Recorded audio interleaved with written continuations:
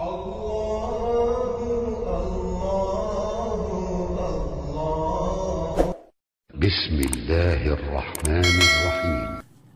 ఫత్తాహ్ 18. అల్ ఫత్తాహ్ పవిత్ర ఖురాన్ అల్ ఫత్తాహ్ సూరాతో ప్రారంభమవుతుంది. అల్ ఫత్తాహ్ అంటే ప్రారంభం లేక పవిత్ర దైవ సందేశ సంపదను తెరిచే తాళం చెవి లేక బీగం అని అర్థం. ఈ సూర ఖురాన్ ఉపోద్ఘాతం, కీలకాంశం, ఇంకా హృదయం లాంటిది కాబట్టి ప్రతి నమాజులో దీన్ని పఠిస్తాం. అల్ ఫతాహ్ సూరా పఠిస్తే చాలు సంక్షిప్తంగా ఖురాన్ పఠించినట్లే. కాబట్టి అల్లాహ్ అల్ ఫతాయే ఆద్యుడు, విశ్వ ప్రజలకు విశ్వాసాన్ని ప్రకటించేలా చేసినవాడు ఆయనే. ప్రజల అజ్ఞానాన్ని తొలగించి జ్ఞానజ్యోతిని వెలిగించేవాడు, సన్మార్గాన్ని చూపేవాడు అల్లాహ్ ఒక్కడే. ఆయనే ఆరాధనకు అర్హుడు. ఆయన సర్వాధికారి, దయామయుడు. ఆయన దుష్ట శిక్షకుడే కాదు, పశ్చాత్తాప భావనతో తమ తప్పుల్ని క్షమించమని వేడుకునే దాసుల పట్ల క్షమతో వ్యవహరించి వారి క్షేమాన్ని కాంక్షించేవాడు కూడా. అయితే షిర్క్, బహుదైవారాధన మాత్రం క్షమించనని ప్రకటిస్తున్నాడు.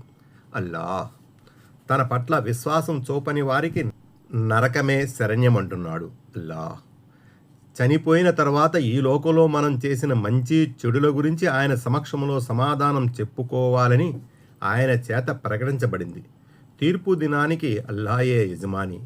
ఈ విషయాలన్నీ మనకు తెలియజెప్పడానికి ఆయన ప్రవక్త ముహమ్మద్ సల్లల్లాహు అలైహి వసల్లంనే కాక దివ్య ఖురాన్ గ్రంథాన్ని పంపాడు. ఖురాన్ గ్రంథం ద్వారా మనకు మానవ సమాజాల గతం, వర్తమానం, ఇంకా భవిష్యత్ వివరాలు కూడా తెలియజేయడం జరిగింది. మన జీవన విధానానికి సంబంధించిన ప్రతి సూక్ష్మమైన విషయం కూడా ఈ గ్రంథంలో పేర్కొనటం జరిగింది. ప్రపంచంలోని వ్యక్తులు, సమాజాలు, జాతుల చరిత్రలు అన్నింటినీ అల్లాహ్ తెలియజేశాడు. ఈ సృష్టి యావత్తును ఆయనే సృజించాడు.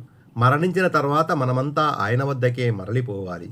అల్లాహే అత్యంత శక్తిమంతుడు, సర్వసమర్థుడు. ఆయనకు అసాధ్యమైనది ఏదీ లేదు.